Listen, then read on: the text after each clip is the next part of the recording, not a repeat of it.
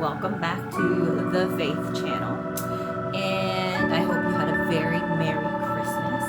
And I hope you didn't forget to say Happy Birthday, Jesus, because He is the reason for this season. It's celebrating His birth. And I hope you did not forget to say that to Him. And now it's almost New Year's, right? So now we have a few days between Jesus's birthday and then the New Year. So I thought this was a great time to just talk about not New Year's resolutions, because a lot of people don't follow through with that, but new things that you want to, I guess, achieve in life that will better your life in 2022. And so these are just some examples that I've been doing throughout my whole faith journey, was trying to always put God first in every day that I can. And I think I said this in a couple of videos ago. That was one struggle that's been happening to me this past couple months. For the past few years, I was studying so I could organize my day and time however I kind of wanted. And I always wanted to start my day with coffee and the Bible and journaling. And so I wouldn't start my day any other way than, putting God first and quieting my heart and spirit and just writing down my dreams and what He's speaking to me through His word and stuff like that. But then the past few months, somehow I had to work. Not I had to work, but I got offered a full-time job. So then I did part-time school, and the job has just been very, very busy. Like, I start really early in the morning, and I just don't have that time in the morning. I have to let my dog out to pee and then do all these things before I go to work, and then it's busy all day. I don't even go for lunch. Like, it's not an excuse. I always say that it's never an excuse not to have time for God, but I do see how busy it could get. So that was one thing that I've been asking God, is like, I need a way to put you first in the morning. Okay, I need my time with you again. I can't be rushing, like, go in the morning like that without putting you first. And so just a couple days ago, because of the Omicron and the spread of the new COVID thing, I had to bring my computer home from work. And this is the first time I ever had to do that, because I was studying. I was always at home. And so now I will have time to put Him first before I start my day. So I am thankful for that. I'm not thankful, obviously, about how the situation is, but I'm thankful that I can put God first now. Another thing that I've been doing is trying to be less on my phone less. So if you want to take a second, how many hours, of course it's going to be hours, a day do you spend on your phone? So that could be like watching Netflix. It could be messaging your friends on Instagram, YouTube, or games, or doing things that on your phone that's like either social media or that kind of stuff. If you add up the hours, it's probably a lot, like hours and hours. So me personally, on purpose, I don't have an account for like Netflix or whatever. I had Prime, Amazon Prime, and I could watch something there. I think I got that for free when I signed up for an account of something, but it was only like a month or something like that.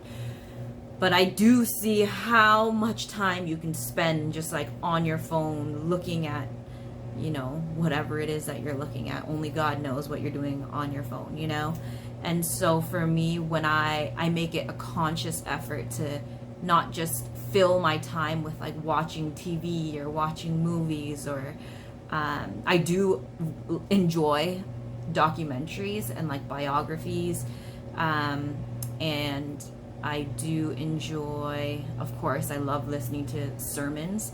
But even those, I really try to limit, and I try to spend my time with like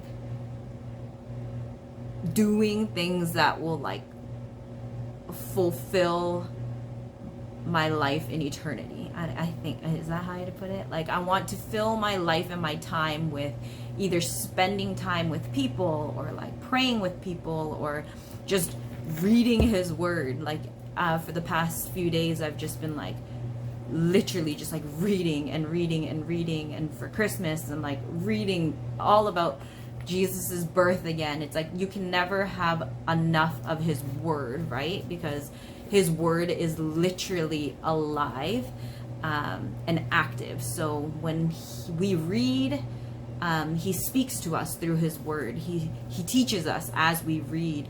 Whatever we're reading, it becomes active in our lives, and whatever we ask for or think of in prayer, he will answer it, you know. And so we never have to worry. And sometimes it seems like things aren't going as planned, especially like the world. It's been shut down for what, 2-3 years now, and you know, things are very uncertain. So this is really the time for us to live out our best life and spend our time wisely, and not looking at the things of the world as in like, oh, okay, this person is, you know, doing that or has that, or, you know, everybody, it seems like everyone's just trying to store up all their treasures here on earth. But literally, when our time comes and when we die, nothing comes with us. So we got to think of all the things that we can do for others and in our lives, where we store up our treasures in heaven, you know. And so this was actually something cool. I don't know, this came in my mail. It says eternity, and I just thought that was cool. It's about God. It says, do you know that you will outlive the sun? Do you know that when the earth and the stars have all passed away, you will just be beginning your endless day, a time without end. Once you are born, you will never cease to live. You will live forever. You will be alive eternally. Eternity has no end. This is a solemn and fearful truth. That's kind of cool. This is literally what I was just talking about. Is like, we need to store up our treasures in eternity, like in heaven, you know. Like, our life here on earth is just temporary.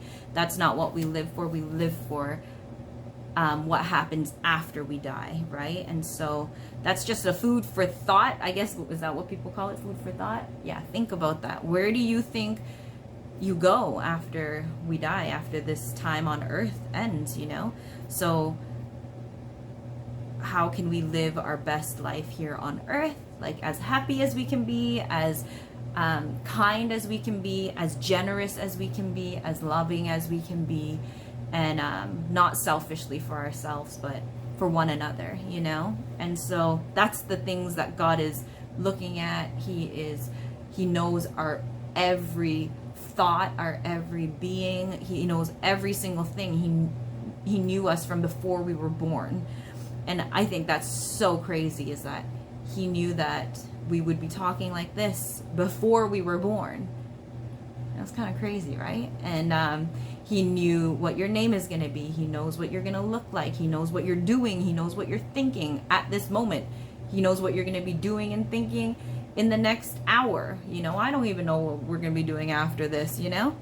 But he knows. So we never have to worry. And let's just continue to trust, and just think about what you want to change. Like, what patterns in your life do you want to change to, you know, put God first and not the worldly stuff first?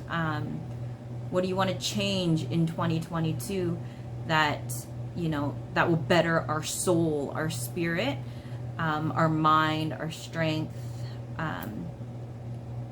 in the new year that we didn't do this year?